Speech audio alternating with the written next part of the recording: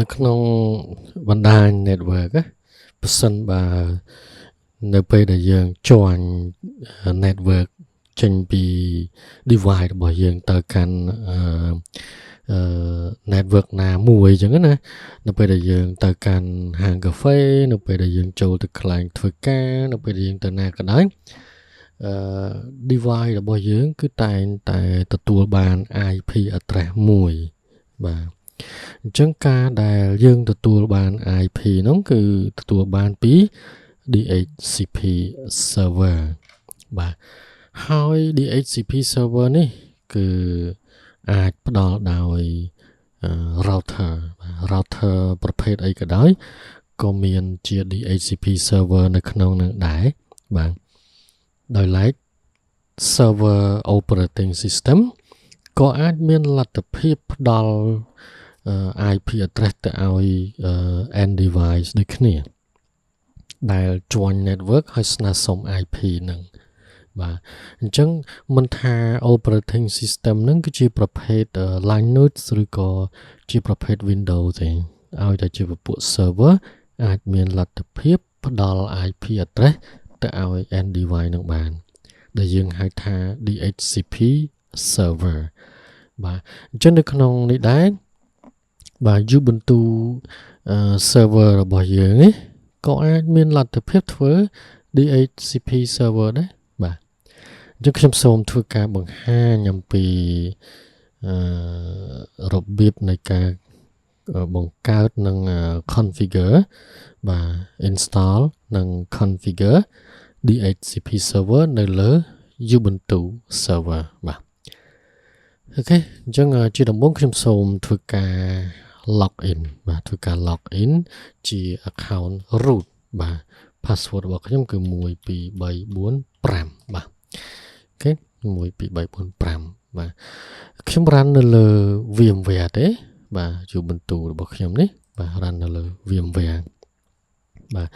អញ្ចឹងជាដំបូងខ្ញុំសូមធ្វើការ install បាទធ្វើការ install service របស់ DHCP បាទអូខេ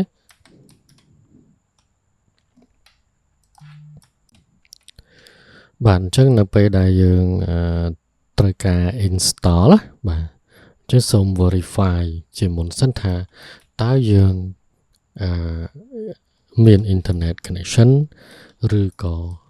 អត់ពីព្រោះអីការ install service នេះគឺត្រូវការ internet ដើម្បី install បាទអញ្ចឹងយើងមាន internet connection នៅទីនោះបាទខ្ញុំសូមបញ្ជាក់បន្តិចបាទខ្ញុំប្រើប្រាស់ជាប្រភេទ VMware បាទខ្ញុំមានផលលំបាកបន្តិចក្នុងការ interact ទៅលើ Ubuntu server នៅក្នុង VMware ដូច្នេះខ្ញុំសូមមិនអនុវត្តវានៅលើ VMware ហ្នឹងទេបាទខ្ញុំសូម minimize ហើយខ្ញុំនឹងបើកកម្មវិធី PuTTY នេះខ្ញុំប្រើកម្មវិធី PuTTY នេះដើម្បី remote ទៅកាន់Ubuntu របស់ខ្ញុំវិញអញ្ចឹងខ្ញុំសូមមើលថា Ubuntu របស់ខ្ញុំមាន IP លេខប៉ុន្មានបាទ Ubuntu របស់ខ្ញុំគឺមាន IP លេខ 192.168.16.51 ជា IP ដែលបានមកពី Wi-Fi ក៏ប៉ុន្តែខ្ញុំមាន IP address មួយទៀតដែលជាប្រភេទ IP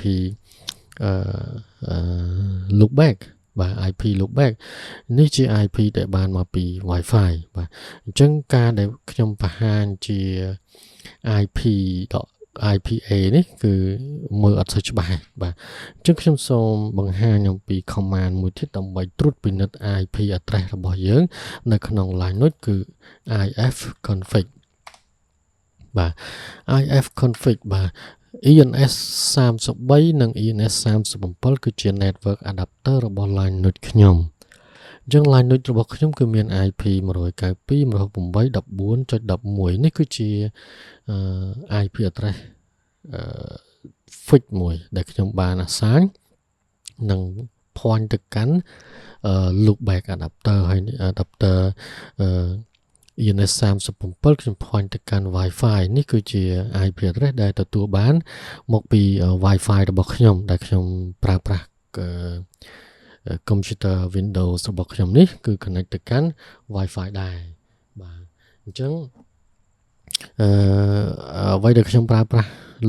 adapter មួយនេះគឺប្រើប្រាស់ដើម្បី connect ទៅកាន់បាទ internet connection ពីព្រោះអីខ្ញុំត្រូវការ install service អីផ្សេងៗគឺ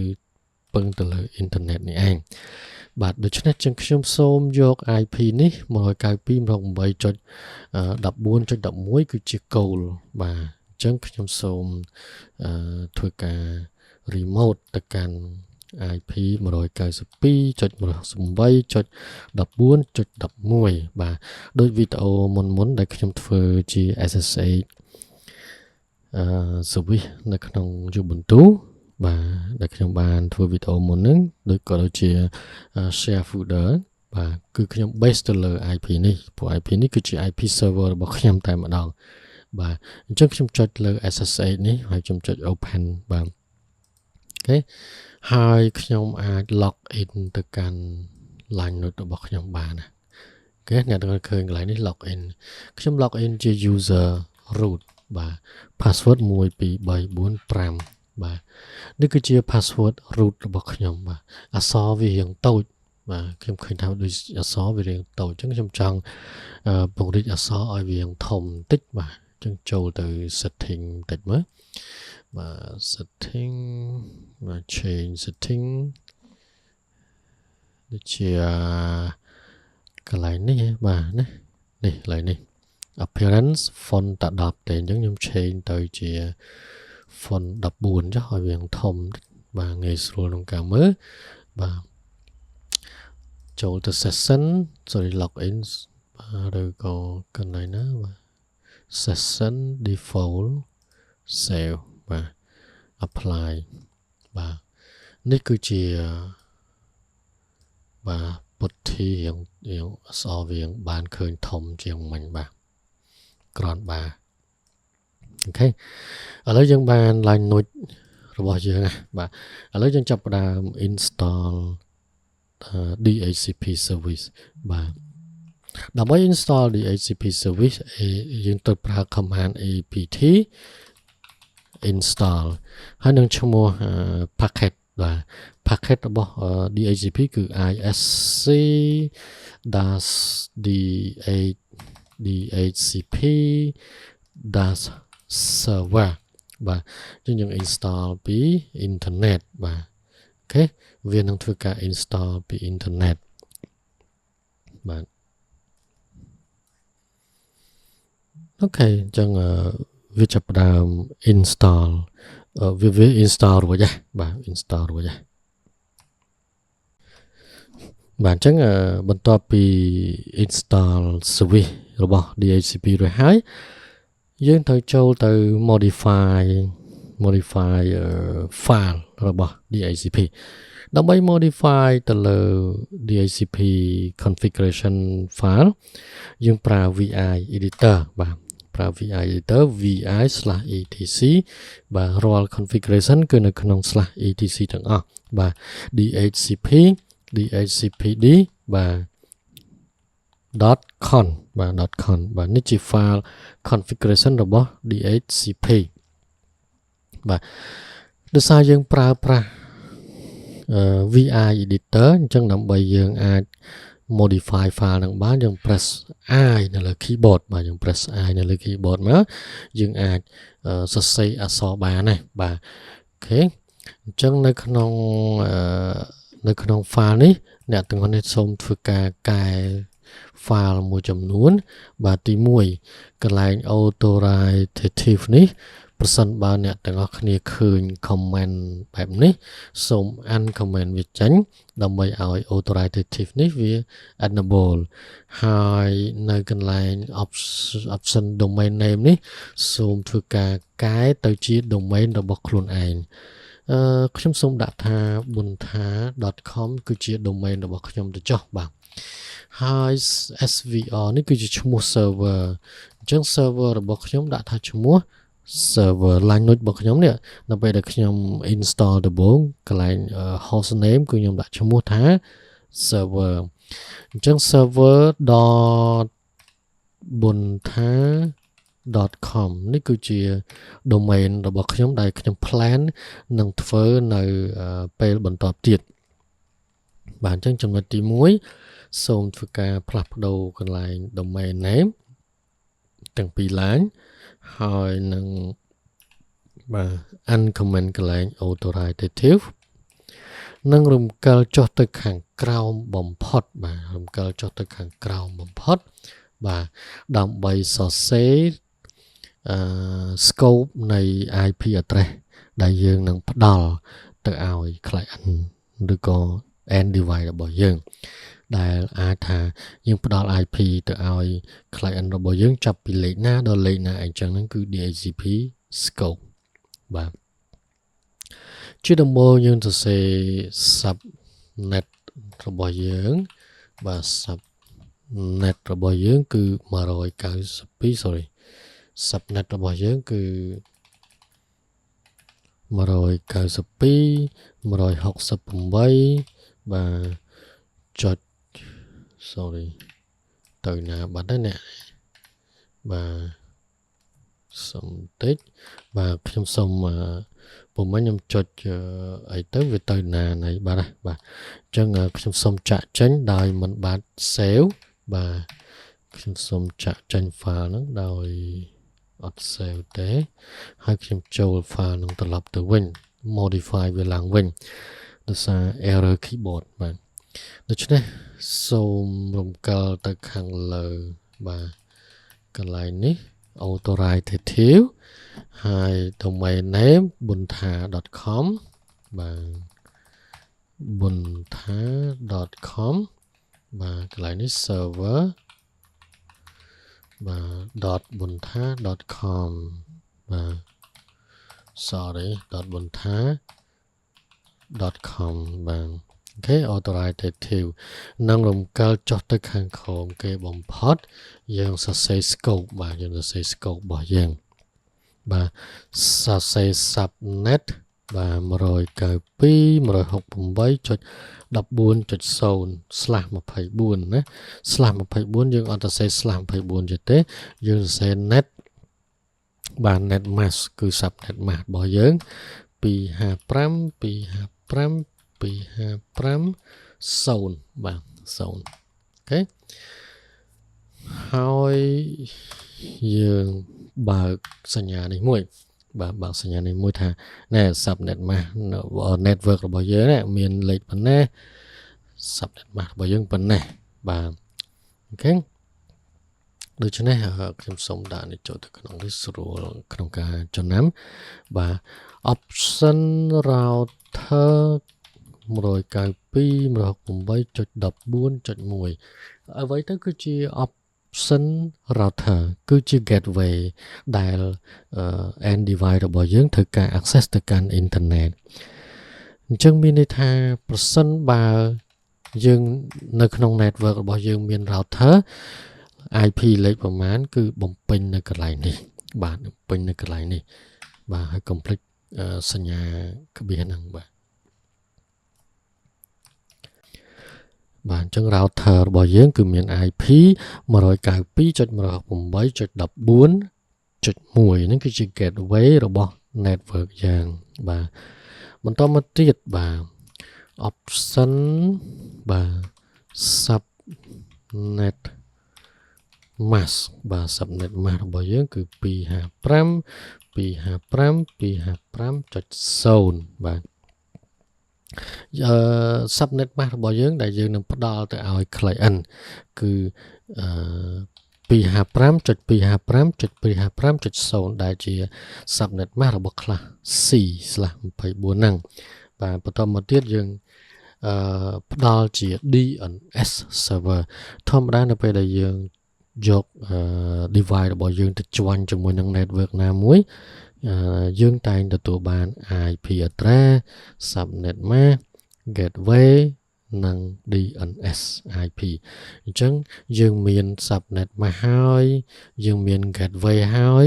បាទយើងមាន DNS ទៀតបាទយើងត្រូវមាន DNS ទៀតដែលជា option មក domain name servers ដែលមាន IP 192.168.14.11 នេះជា IP server របស់យើងផ្ទាល់តែម្ដងដែល IP 14.11 នេះនឹងដើរតួជា DNS server address បាទប្រសិនបើយើង implement នៅលើបណ្ដាញ network ដែលយើងធ្វើការនៅកន្លែង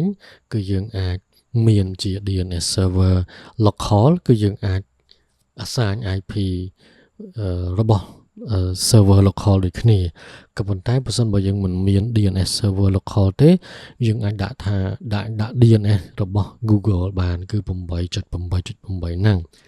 បាទអញ្ចឹងដោយសារខ្ញុំមានតែមួយបាទជា private DNS ព្រោះនៅពេលបន្តិចទៀត server Linux ដែលមាន IP 192.168.14.11 នេះក៏អាចនឹងក្លាយទៅជា DNS server ដូចគ្នាបាទជា domain IP ដូចគ្នាហើយយើងក៏នឹងផ្ដល់ជា domain name បាទ domain name បាទសរសេរខុសបាទ domain name បាទ domain name ប៉ុន្តែជាឈ្មោះដែរបាទ buntha.com បាទ buntha.com សរសេរ buntha ផ្លេច n បាទហើយបិទគ្នាមកវិញបាទ buntha.com បាទយើងនឹងផ្ដល់ឲ្យclient ទទួលបានជា domain នឹងដូចគ្នានៅពេលដែលគាត់ទទួលបាន IP address ពី server របស់យើងបាទអូខេនឹងចំណុចចុងក្រោយគឺកំណត់ rank IP address ដែលផ្ដល់ទៅឲ្យ client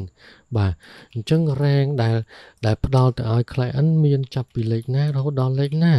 បាទមានចាប់ពីលេខណាដល់លេខណាគឺច្បាស់ជាលេខ 192.168.14 ចុចប្រមាណអញ្ចឹងទៅបាទសម្រាប់ឧទាហរណ៍របស់ខ្ញុំគឺចុច50ចាប់ដើមពី50 51 52 53រហូតទៅដល់បាទ 192.168.14.150 មានន័យថាបាន100លេខបាទជាឧទាហរណ៍បាទហើយបិទនេះមកវិញបាទហើយនឹងបិទគ្នាបនេះមកវិញដែរបាទអញ្ចឹងនេះគឺជាបាទ scope បាទគឺជា scope នៃ DHCP ដែលយើងកំណត់នៅក្នុង Linux បាទ Ubuntu របស់យើងទៅសេបែបហ្នឹងបាទអូខេបាទបន្ទាប់ពីកំណត់ scope DHCP ហើយយើងអាច save file ហ្នឹង file configuration ហ្នឹងអញ្ចឹងដើម្បី save យើង press escape ចុច 2x បាទ enter បន្ទាប់ពីយើងបានធ្វើការ config និង modify ផ្សេងៗទៅលើ configuration file របស់ DHCP ហើយបាទយើងត្រូវ restart service របស់ DHCP ហ្នឹងអញ្ចឹងដើម្បី restart service របស់ DHCP ហ្នឹងគឺយើងប្រើ command system ctl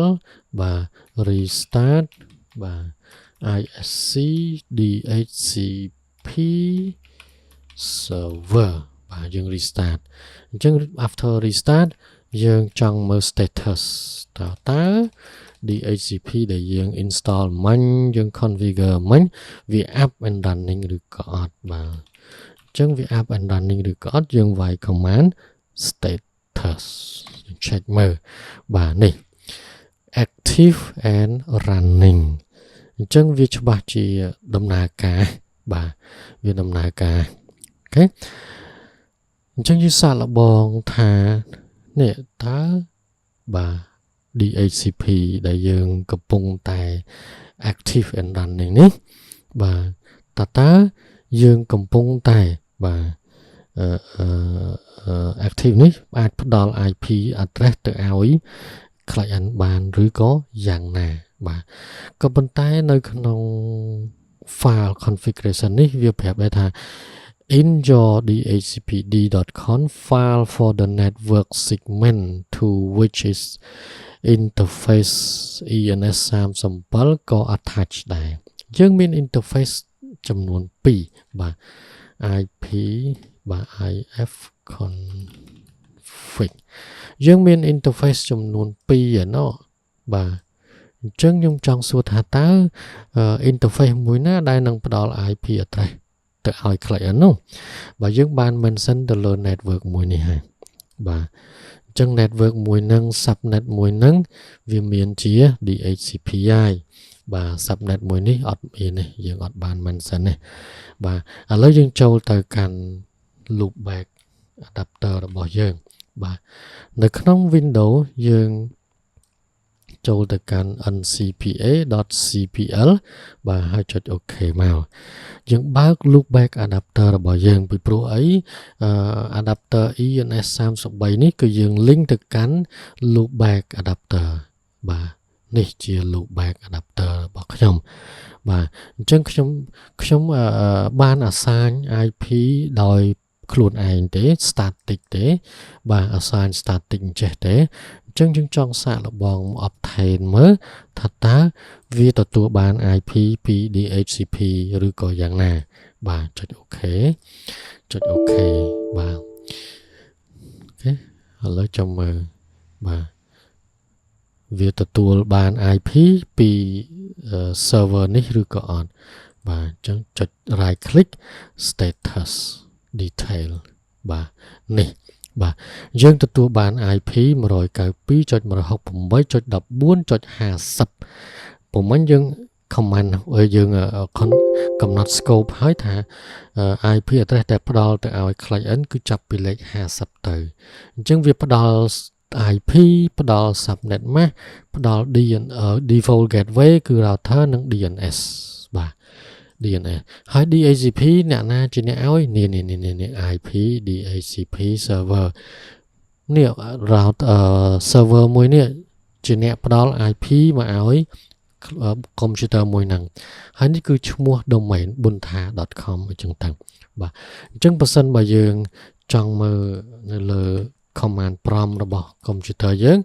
ងវាយ IP config នៅលើ command prompt របស់ខ្ញុំនេះបាទយើងរក loopback adapter នេះជា loopback adapter របស់ខ្ញុំក៏ខ្ញុំឃើញមាន domain ខ្ញុំឃើញមាន IP subnet mask gateway អីចឹងដូចគ្នាបាទអញ្ចឹងconfiguration DHCP របស់យើងគឺដំណើរការហើយនឹងបានផ្ដល់បាទចូលក្រឡេកទៅមើលនៅលើនេះវិញវាដាច់ connection បាត់ទៅហើយពីព្រោះអីខ្ញុំបានធ្វើការផ្លាស់ប្ដូរ IP បាត់ទៅហើយហ្នឹងបាទប៉ុន្តែ IP នេះយើងទទួលបានលេខ 14.50 គឺស្ថិតនៅក្នុង subnet តែមួយរបស់11ដែរអញ្ចឹងយើងត្រូវ refresh បឡើងវិញមានន័យថាឥឡូវវា inactive អញ្ចឹងយើងចង់ connect ទៅកាន់ line node របស់យើងឡើងវិញតាម SSH នេះ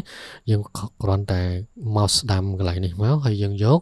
restart session ហើយយើង log in មួយសារទៀតដោយប្រើ root account បាទអ្វីដែលខ្ញុំចង់បង្ហាញអ្នកទាំងអស់គ្នាបន្តទៀតនេះក្រោយពីយើងបានពិនិត្យឃើញថានេះ IP របស់ loopback យើងទទួលបាន IP លេខ 192.168.14.50 ហើយព្រោះ DHCP យើងយក yes ហើយអញ្ចឹងយើងចង់ទៅមើលនៅក្នុង line node នេះថា computer ណាខ្លះដែលទទួលបាន IP ដែលយើងឃើញថាអូមាន network របស់យើងមាន100 computer បាន request ហើយអញ្ចឹងចាយអស់ IP 100ហើយអញ្ចឹងអស់យើងថែមឲ្យទៀតយើងអីចឹងណាបាទអញ្ចឹងយើងវាយ command DHCP list បាទ list បាទតើ IP address ណាខ្លះដែលផ្ដល់ឲ្យបាទទៅកាន់ client បាទនេះបាទ Bunta desktop បាទអូខេដែលផ្ដល់ទៅឲ្យគឺ 192.168.14.50 ជា computer របស់ខ្ញុំ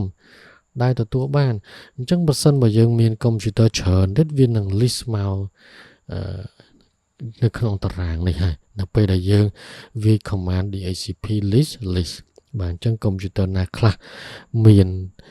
request IP address ពី Ubuntu server នេះគឺយើងនឹងឃើញនៅកន្លែងនេះបាទដូច្នេះDHCP server configuration នៅក្នុង Linux Ubuntu